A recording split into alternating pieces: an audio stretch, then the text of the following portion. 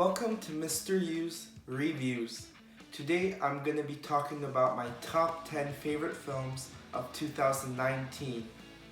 Before I begin, let me explain that I haven't seen every film from 2019 yet, such as 1917 and many other films, and this is mainly because most of them are still in select theaters in Los Angeles and New York and haven't had like a wide release yet. So if you've seen maybe one of those films and it's not in my list, and you thought, oh, it should have been in his list, that could be because I just haven't seen it yet since it's not in wide release. And also, you might see a film I gave a lower grade to placed higher than the film I gave a higher grade to. And that could just be because my opinion of a certain film changed over time, and I felt like maybe a certain film left more of an impact than the film I gave a higher grade to. So I just felt like ranking it higher for that reason. But anyway, let's begin. To begin, I have two honorable mentions, which I haven't reviewed yet, so I'll do like a very short review here. And my first one is The Farewell. Awkwafina did a great job in her role here, and the story was very intriguing, and it kept me interested throughout the film about whether they were going to reveal a certain thing or just how are these characters coping with what's going on. So that was a very well made film. And also, my second honorable mention is Little Woman, which had a very impressive cast with Saoirse Ronan, Emma Watson, Florence Pugh, Timothée Chalamet, Laura Dern, Meryl Streep, and many more. And I thought it was a great adaptation of the novel, but there were 10 more films that I feel stuck with me more than these two, but I also recommend these films. Well, let's start. My number 10 is Ford v Ferrari. This film has such great actors such as Matt Damon, Christian Bale, Noah Jupe, who's a rising star these days, and many more. And it's one of the best directed films of the year by James Mangold. The sound design really makes this an immersive film, and it takes the audience on a ride, especially during the race scenes and everything. And I just think the story is really inspiring for really anyone to enjoy. I recommend this film because I think anyone can find something that they can relate to in it and can really enjoy. Next, my number 9 is Toy Story 4. This film had such a great conclusion for all our favorite characters such as Woody and Buzz and the whole gang. And after Toy Story 3, I just thought that was a perfect conclusion. But after this, I can really see that this really wrapped the whole series together quite well. And if you're a fan of these characters and fan of these films, it has such a heartfelt ending and everything. And I think it might even be just the best way to conclude such a famous series of animated films. Continuing, my number 8 is Marriage Story. When I think of the films from 2019 that had the best acting or had just amazing acting, I think of other films you'll see on this list, but I also think of Marriage Story because Scarlett Johansson and Adam Driver are very captivating here, and they give the best performances that they have given so far in their careers. And the script by Noah Baumbach is beautifully realistic. It seems like it would be relatable to people who have gone through this experience, and it shows both sides of the picture of a divorce.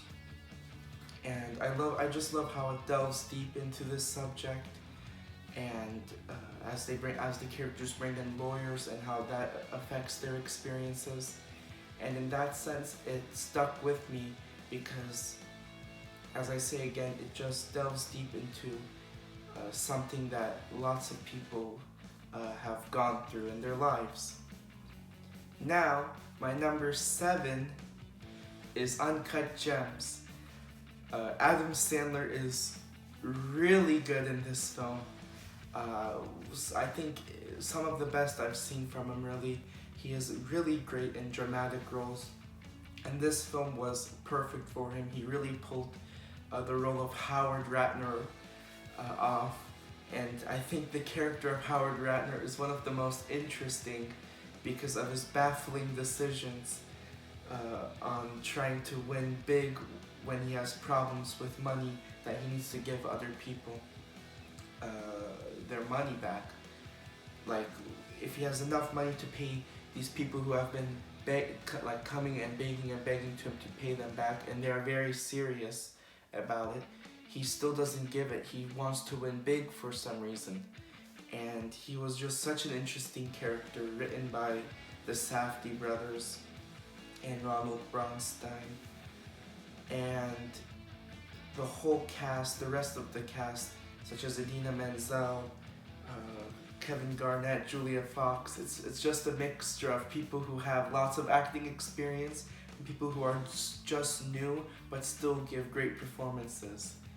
And the cameo from The Weeknd and the awesome scene between him and Adam Sandler. This film was really fun and really tense towards the last half of the film, and it's one of the most memorable films of 2019 in my opinion. Next, my number 6 is Once Upon a Time in Hollywood, which I haven't made a review for, but I still loved. Let's start with Quentin Tarantino's screenplay, and Tarantino is one of my favorite screenplay writers.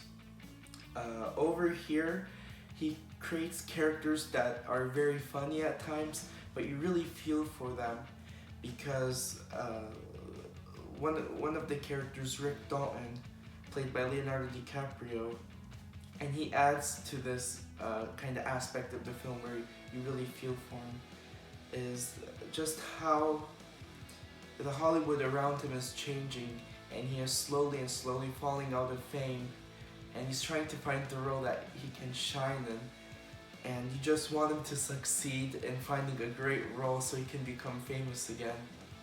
And his stunt double, Cliff Booth, played by Brad Pitt, is always there by his side throughout the film, and in the ending, Brad Pitt is really funny as Cliff Booth. And Tarantino does something about the end of the film where he changes history, because the ending has something to do with real life, but he changes it a little bit to make it much more satisfying than what really occurred. And he did this in Inglourious Basterds as well. But overall, this film was a really fun ride, and one that really intrigues the audience by its great characters and interesting characters. My number 5 film of the year is, if you haven't noticed it yet, Avengers Endgame. This film was such a satisfying conclusion to the last decade of these Marvel films. It brings everybody together that you love, and there's sad moments and just satisfying moments and funny moments. Everything is in this film, and you feel a real threat towards the third act. This is how a conclusion should be done, and it really rewards the audience for sticking with these characters. And the first time watching it, it exceeded my expectations, and I love rewatching it over and over again. Avengers Endgame is one of my favorites of the year. Next up, my number 4 is Jojo Rabbit. And even though this film is a satire and a comedy at times, it doesn't go too far, and it doesn't offend anyone affected by the Holocaust or World War II. And especially towards the second half, it really shows the horrors of war and everything. And when you think about it, it's a really serious story. This mother and son, the son being Jojo, are trying to hide this Jewish girl, from the Nazis and everything. But they put in little things that make it a satire and get some laughs from the audiences. So I really love the mixture and blend of the comedic tone but also the very serious tone and dramatic tone in this film. And it really leads to one of the best films of the year in my opinion, one that really left an impact on me, and one that I'll remember in these many upcoming years. I'm excited to see what Taika Waititi will do next, since he directed and wrote this film. Continuing, my number 3 is Joker, and this might be the best DC film we've got this past decade, from 2010 to 2019. There are so many aspects that are amazing about this film, especially Joaquin Phoenix as Arthur Fleck / Joker, who gives the best performance by an actor I've seen in the past few years. Really, really well done from him, acting from him. And looking at the supporting actors such as Robert De Niro as Murray Franklin, and I loved seeing him, and Zazie Beetz and everybody.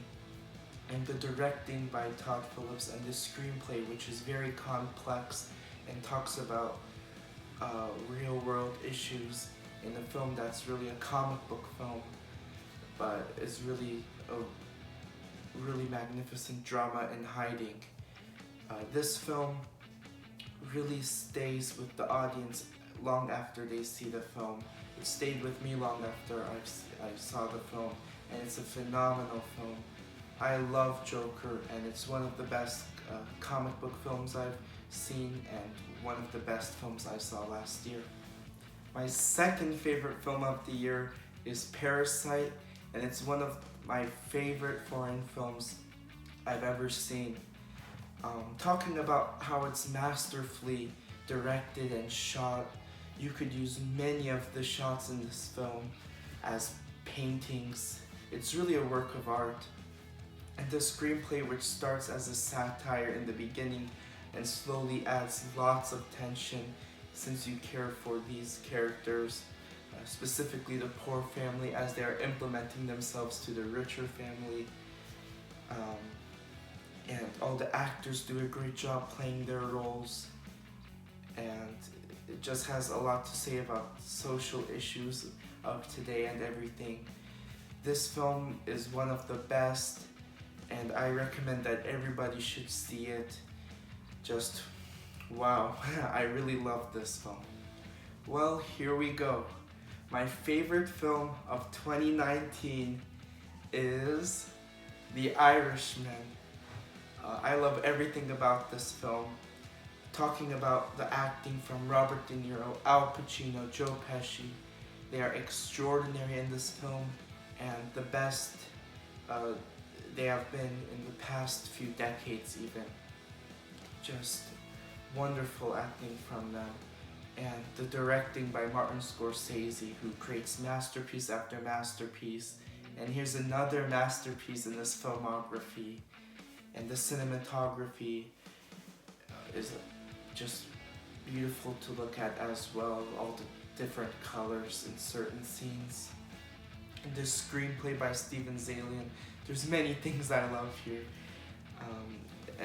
As I say, the screenplay, which has themes of loyalty and trust and betrayal, which are classic themes but are excellently displayed in this film.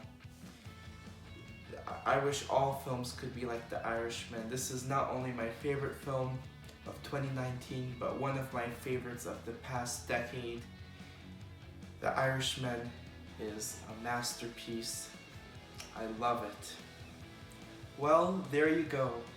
My favorite films from 2019. This was a great year full of amazing movies, and I recommend all the films that I put on this list and have mentioned. And as always, don't forget your popcorn. Until next time, from Mr. U to you, stay tuned.